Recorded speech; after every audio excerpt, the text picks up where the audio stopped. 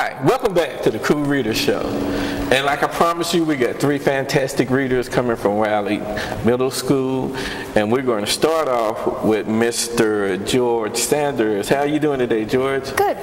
Okay. Now tell me, what school you coming from? Wiley. Okay. Wiley. And what grade are you in? Sixth. Okay. How old are you? I am 12 years old. All right. Now, what book do you have for us today? I have a book called Rot and Ruin, and it is by Jonathan Mayberry. Okay. Now, tell me, what was the most exciting part of Rot and Ruin? I think the most exciting part, since it's a bit of a depressing book, the most exciting part is when is the very, very end, when the narrator talks about the lesson he learned after his adventure, and the plot of the story. Okay, so this book does teach you a lesson. More or less, yes. Okay, so what's the lesson? I think the lesson is you have to, if you want to have a good future, you kind of have to work to get it. You have to really take control of your own life. Yeah, they're not going to give it to you. You have to. Yeah. Okay. Now, what type of book is it? I'd say it's actually kind of a parable. It's a horror. It's sort of a horror and an adventure, but more or less it's a parable on society. Okay. Now, I'm going to get you to read a couple of pages from Rot and Ruin. Can you do that for me? Yes. There are moments that define a whole person's life. Moments in which everything they are and everything they may possibly become balance on a single decision. Life and death, hope and despair, victory and failure teeter precautiously on the decision made at the moment. There are moments ungoverned by happenings, uncontrolled by luck. The moments in which a person earns the right to live or not. Benny and Moor's horse galloped towards death, as certainly as the path was marked with signs. If he did nothing, his crazed and panicked horse would crash into the sea of zombies, and if Benny would die. If he tried to slow his horse down, the zombies would try to surround him and drag him off the saddle. If he dismounted and ran, they would close in on him and he would be lost forever. There was only one possible choice left, and it was an improbable choice, and it was probably insane. Then Benny and Moore, who had probably gone reluctantly out with his brother 10 days ago, would have not made that choice. The Benny and Moore who had faced the reanimated corpses of his best friend and artist, Shaketo, but would have not made that decision. As his horse bore him toward the hungry mouths, Benny's lips spoke a single word. It was not a cry for help. It was not his brother's name. It was not a prayer. In his mind, there was only one thing larger than his own death, only one more powerful fear than his living dead, his friends. He screamed, "Nix!" He drew his wooden sword, kicked his horse's flanks, and ran as hard as he could, and charged into the monsters. All right. I want to thank you for that fine reading, George. And we're going to go to our next reader, and our next reader is Leslie Watson. How are you doing today, Leslie? I am doing very well. Okay, and you are also from Wiley Middle School. Yes, I am. What grade are you in? I'm also in 6th grade. Okay. Now tell me, what book do you have for us today? I have The Cousin of Winn-Dixie by Kate DiCamillo. Oh, I love that book. Yeah. I love that book. That is a great book. Very sad. Yeah. Now, could you read me a couple of pages from it? Yeah. Daddy, I said. Daddy, what if he got run over? Opal, said the preacher. We can't worry about what might have happened. All we can do is keep looking.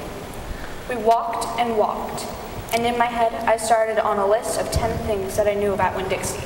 Things I could write on big old posters and put them up around the neighborhood. Things that would help people look for him. Number 1 was that he had a pathological fear of thunderstorms. Number 2 was that he liked to smile using all his teeth. Number 3 was that he could run fast. Number 4 was that he snored. Number 5 was that he could catch mice without squeezing them to death. Number 6 was that he liked to meet people. Number 7 was that he liked to eat peanut butter.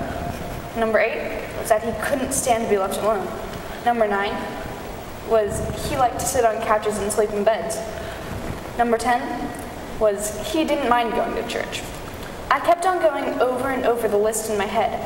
I memorized the same way I had memorized the list of 10 things of my mom. I memorized it so if I didn't find him, I would have part of him to hold on to.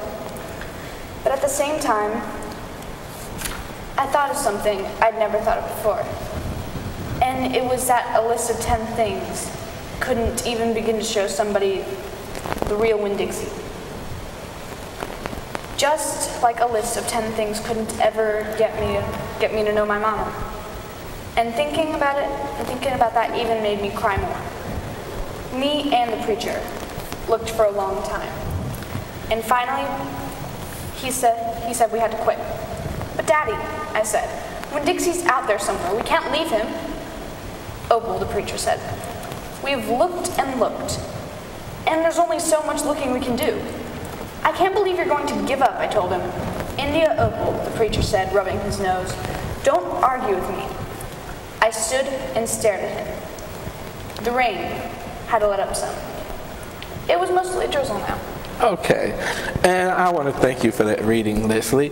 And just moving right along, our third student from Wiley Middle School that did everything she could just to get here is Miss Callie Stanek. How you doing today, Callie? I'm doing good. Okay, and what book do you have for us? I have Mercamere. Who? Mercamere. Mercamere? Mm-hmm. Okay. Now, would you like to, read me a little bit from Mercamere? Sure.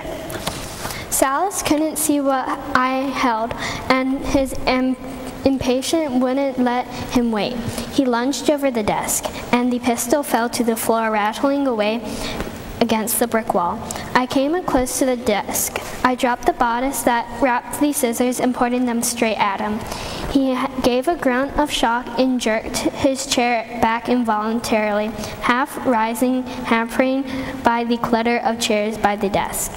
His own chair fell over and skidded away a little behind him. I threw the laundry bag at Leah, and he tried to dodge past me to get at her. Then he saw I was in the nearest to stop him, that I was advancing on him, and the scissors before me, that the long blades glittering like silver sharp as swords. He thought I meant to kill him, and he gasped and lurched back. And I came closer still to him and those murderous points, so that Leah could escape through the door behind me. I didn't dare look at her. I pointed the blade so they touched his throat. He gasped again and retreated still farther, close to the window. His legs caught in over the turned chair. The next thing, he was falling backwards, almost gracefully, dive straight through the open window. And all I could see was the black hole of his mouth open in astonishment as he fell through the night. Okay, thank you, Callie.